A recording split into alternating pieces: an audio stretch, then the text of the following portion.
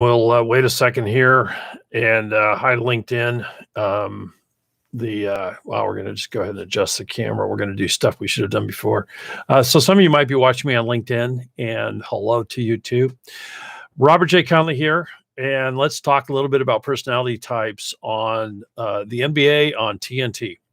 Now, I'm not a big basketball fan actually, but holy cow, am I a fan of this show. I think the guys on this show are just a hoot and a half. And so I want to tell you about the personality types that are in play there. Now, most athletes, most of the time when you see a fluid body in motion, it's what we would call in the Myers-Briggs world a sensing perceiver, an SP. Sometimes we call them virtuosos or artisans or performers.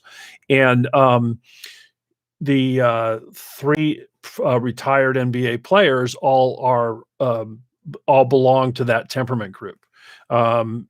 As a side note, if you ever watch the NFL on Fox show in the fall, all of the retired NFL players on that show are also of that temperament. And it's not an accident. That temperament is wired to excel at performing, is wired to do well under pressure, is most alive when the body's in motion. And depending on some other differences, may or may not be most alive when in front of an audience. Some may prefer to not be so much in front of an audience. So I first want to talk about Ernie Johnson. If you haven't seen the show, go on YouTube and just do a search for the NBA on TNT or the best of the NBA on TNT, and you'll just get a good laugh. These guys are just entertaining. They talk about basketball. They make it interesting, even for someone like myself who's not a big basketball fan. So Ernie Johnson is not a retired athlete. He's a lifetime broadcaster, and he is the ringmaster. He is the one who guides the show. And what is observable about Ernie is that he lets everyone play. And then when the play gets out of hand, he kind of brings everybody back in and he keeps the show moving forward. And that's his job. He is, you might say he's the moderator, but he is he is the conductor of the orchestra, would be another way to put it. And, one of the things that I get a little bit of a chuckle out of is that, there are certain, predominantly there's one personality type, of which Ernie, I'm pretty sure is, that will choose to wear a bow tie. And so there's an element of look at me. There's an element of, hey, I'm, I might be surrounded by these really skilled guys, but I'm the guy in charge. So, he conveys that in the way that he conveys that. So Ernie's the guy running the show. And then the other three guys are Kenny Smith, Shaquille O'Neal, and Charles Barkley. Now, even though all three belong to that same SP sensing perceiver personality type, they are actually three. There are four different types within that temperament, and each of them are a different subtype of that SP type. So Shaq is what we would call an ISTP, introverted sensing thinker perceiver. And I should qualify, these are my opinions. I could well be wrong. I'm just putting this out there for to observe and to just kind of enjoy more, not just watching these fellas, but people in your own life that you may or may not understand, or whatever. Just observe and enjoy the human condition.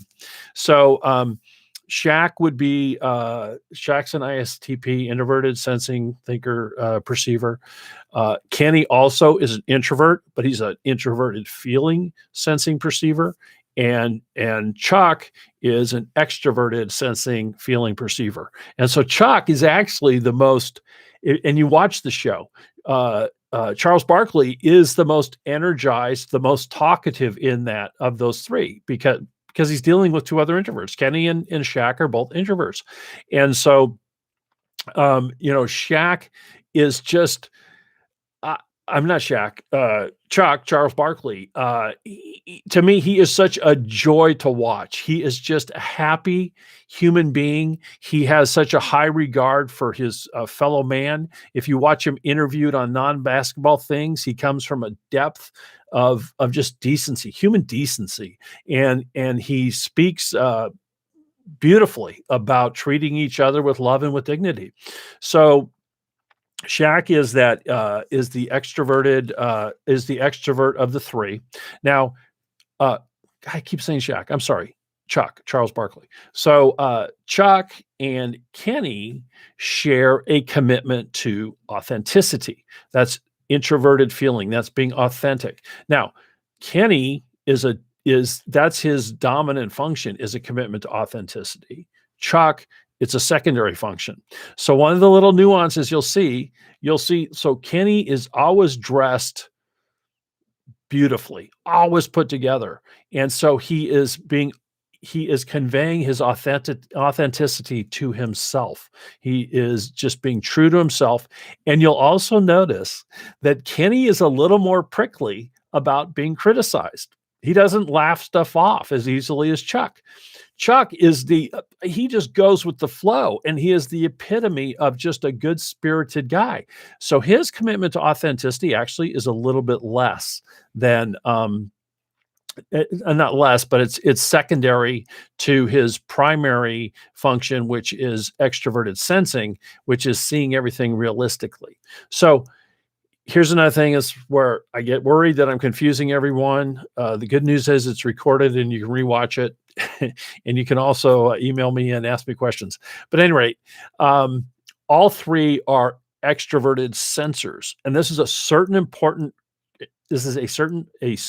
important quality in athletics, because extroverted sensing is seeing the world for real, for what it is. Overwhelmingly, Hall of Fame quarterbacks are extroverted sensors. There's plenty of differentiation between extroversion and introversion across athletics, but that extroverted sensing is especially for basketball and for field of view sports, it's super important. So all three of them are extroverted sensors. Now, Kenny is a dominant feeler, and so he has this primary function of authenticity. Shaq, believe it or not, I shouldn't say believe it or not, because he can be such a goofball, but Shaq's actually a dominant thinker.